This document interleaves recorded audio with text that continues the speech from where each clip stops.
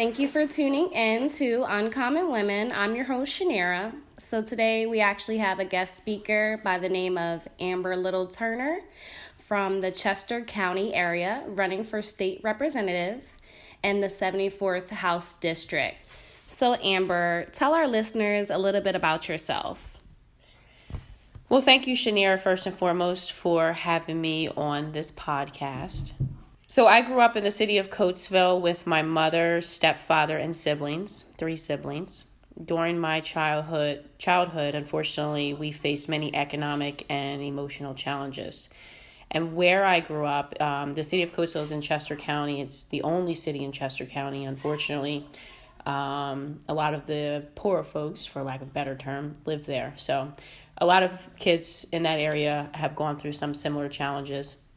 Some of those challenges, however, poured into my adolescent years, and I became a ward of the state. So I spent a lot of time in foster care, in different group homes and whatnot.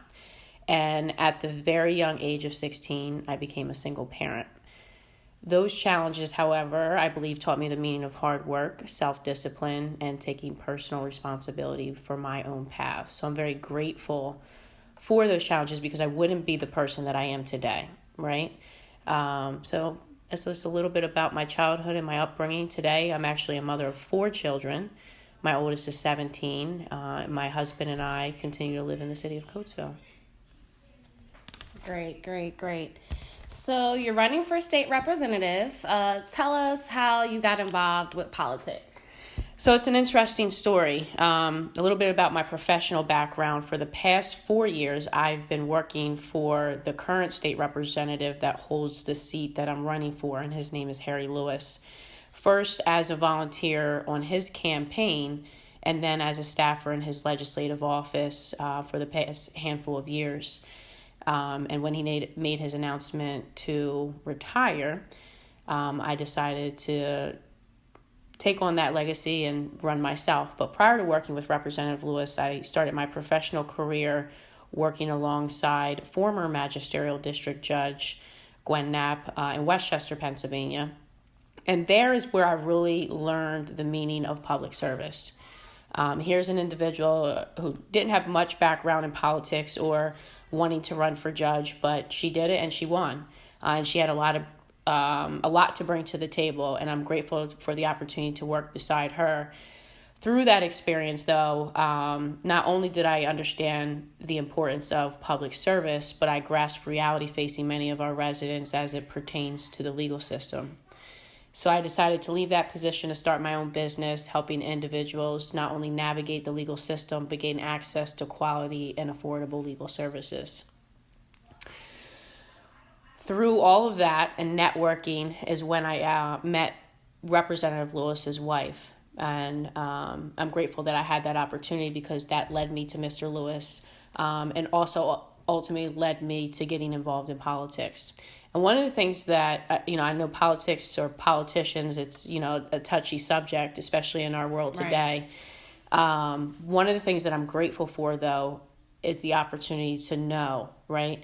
A lot of us, we go to the voting booth and we, hit straight whatever party we are, and we don't know a lot about the candidates that are running. And I think the way to know more about what is going on in the political process is to simply get involved. So in our community, I sit on several different boards with local organizations. My kids and I and my husband are very involved and active in the community. And again, I became interested in the process through meeting people that were involved in politics. So that's how I kind of got involved. I think the main reason that I decided to take on this challenge is because the lack of representation that we have. Not only the lack of representation in the African American community on both sides of the aisle when it comes to our elected officials, but also lack of representation, when it comes to women in elected office. And statistics, they're out there, but really quick, in the state of Pennsylvania, out of 203 state legislators, only 40 of them are women, and hardly none in leadership positions in Harrisburg. So for me, it means it means to be a part of that process. I think that with my professional background, I bring a lot of quality to the table, and some of the challenges that I've been through growing up, I'm able to relate to a lot of individuals in the district. I'm also a homeowner, so I realized that, fighting for making sure that our taxes aren't going up, equality in schools when it comes to our education. Being a mother of 4, I realized education should remain our top priority, and proper funding for our schools. When you talk about the drug epidemic, right now we're focused on opioid crisis, but we've had drug issues in our neighborhoods for a very long time. So making sure that there's a proper procedure to help individuals that are struggling with addiction is something that's also extremely important to me. But that's how I got involved in politics. I'm looking forward to the opportunity to serve, and definitely appreciate the opportunity to kind of share a little bit about myself and my professional background. So being a woman, what is your challenges as far as running for state representative? Oh, man.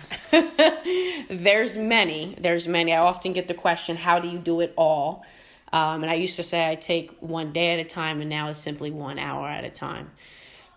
So even outside of politics, the challenge of being a mother and trying to do it all. Sometimes you have to take 2 steps back and reevaluate your situation and say, okay, do I absolutely need to be here, or do I need to be there? Sometimes we have to, kind of just take a chill pill, and take time to ourselves. But, the challenges of running for office and being a mother is just trying to be everywhere at the same time. My schedule was pretty packed before, and now it's just extra packed. But, one thing that I've realized about myself is that I don't mind being busy. My kids are very active in many different sports, and the plus for my situation is that I do have a very supportive husband as well. And he's very active in our children's lives. And he doesn't mind helping me fulfill my goals in life, right? And unfortunately, there's not many partnerships or marriages, or even boyfriend or girlfriend, where both parties are kind of on the same page, right? Both want each other to succeed in their life as an individual. And he wants that for me. So although there's challenges in taking on this type of position, I think because I have the support system at home right now, not only with my husband, but definitely friends and family, I'll be able to be an effective leader and be an asset to the individuals that I'll serve. But we also have a strong foundation at home, being as though he's such a supportive person. So I work through those challenges, right? Life is all about, getting through your or growing through your failures. I have friends that'll say, they want to do something, but they don't want to fail. The only way to get anything done is to fail your way through it, right? You got to fail your way to the top. So, challenges with schedules and stuff, that'll always take place, but you just kind of work through it. What type of advice could you give to women that want to have a solid foundation and work their occupation that's also married with a busy husband that has an occupation as well? I guess my main advice would be to have an open line of communication. Communication, I think, in any relationship is extremely important. And you don't know what you don't know, right? So sometimes we just assume that our partner or our husband or our wife just knows what we want or what we need, and that's not always the case. For the most part, it's probably just not the case, right? We assume right. Something way different than what they're probably thinking. So I'm always communicating with my husband. This is what I would like to do. What do you think about it? What's your opinion about it? And he'll give me pros and cons. And he does the same thing with me. These are some goals that I have in the near future. This is what I have to do to accomplish that. Are you on board if I have to take the time to do this? So I say communication is definitely key when it comes to trying to accomplish all these different things that you're trying to do in your life. And not only with your spouse or your significant other, but your children, right? You want them to understand what is your purpose and why you are doing what it is that you're doing, whether it be for them, whether it be to make their future better, whether it be to just simply show them or give them an example of what they can accomplish in life.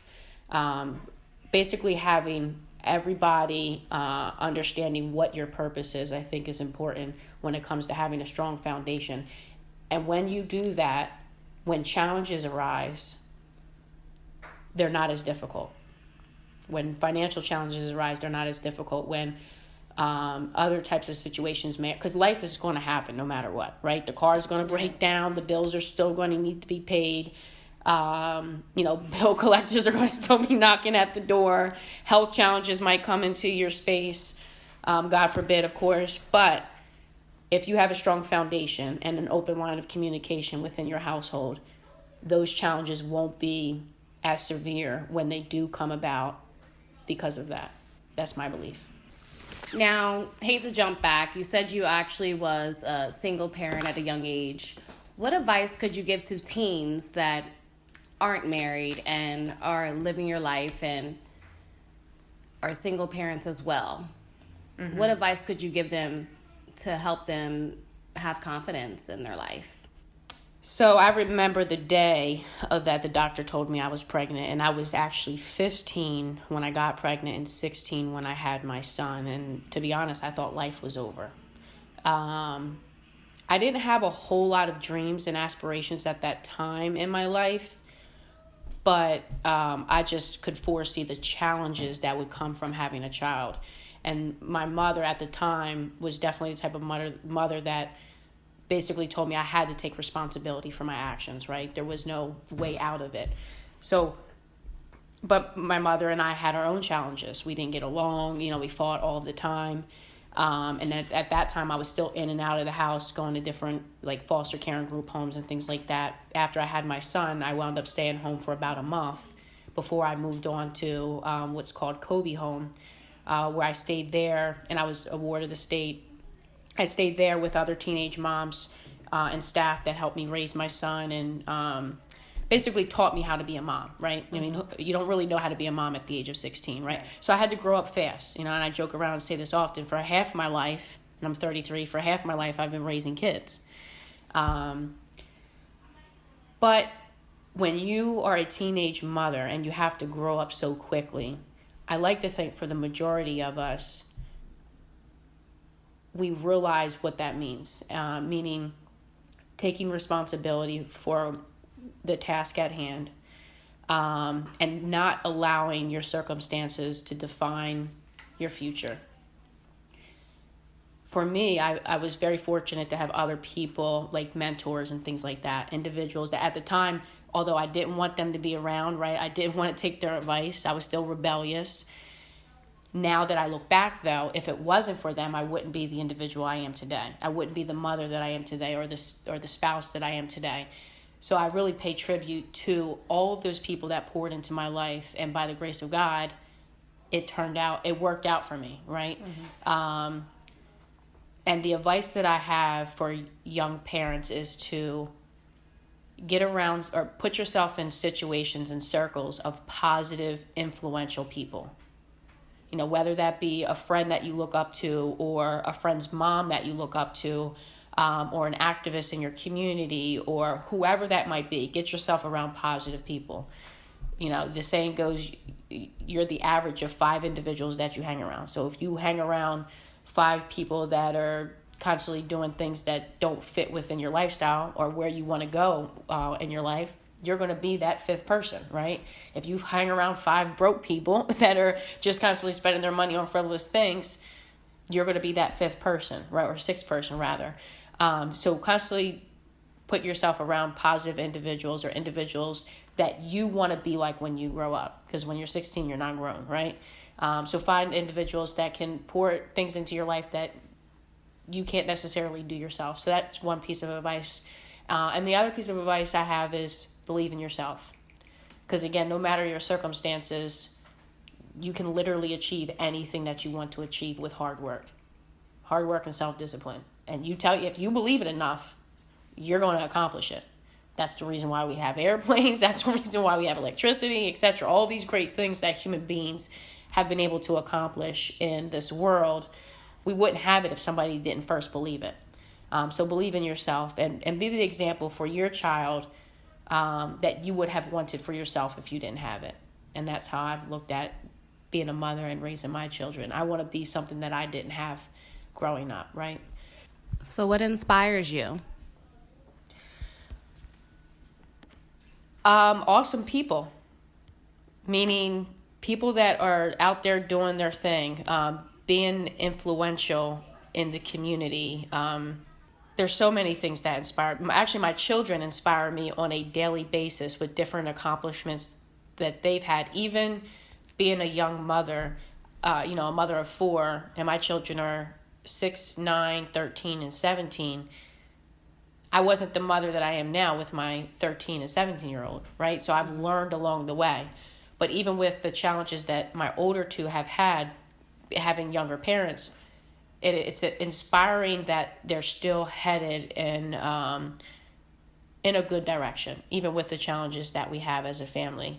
So my children inspire me. My husband inspires me from a standpoint of, not all men, unfortunately, are in their children's lives, right? Right. And my oldest not even being his, but he's been around since he was 2. It inspires me that he's taken a child and raised him as his own, even though he wasn't his father, right? The way that he's hands-on with them all the time. Again, the way that he's kind of set his own dreams and aspirations aside so that I could fulfill mine. So I would say our current circumstances are inspiring. But to see people just genuinely doing good in life, and that's what inspires me. That's good. So now that we know a little bit about you and more about your interest in politics, what do you think makes you uncommon? So when I thought about the word uncommon, I had to look up the definition in the dictionary. Not that I didn't know what it was, because I clearly know what it is, but I wanted the exact terminology. So in the dictionary, it says uncommon is out of the ordinary, unusual. That makes sense. Mm-hmm. And to be honest, I think most women are uncommon, because we just do extraordinary things that the general human being just would not do. But I think what makes me uncommon is my energy and my tenacity. Again, even though people go through challenges, not all people work through those challenges and become a different individual.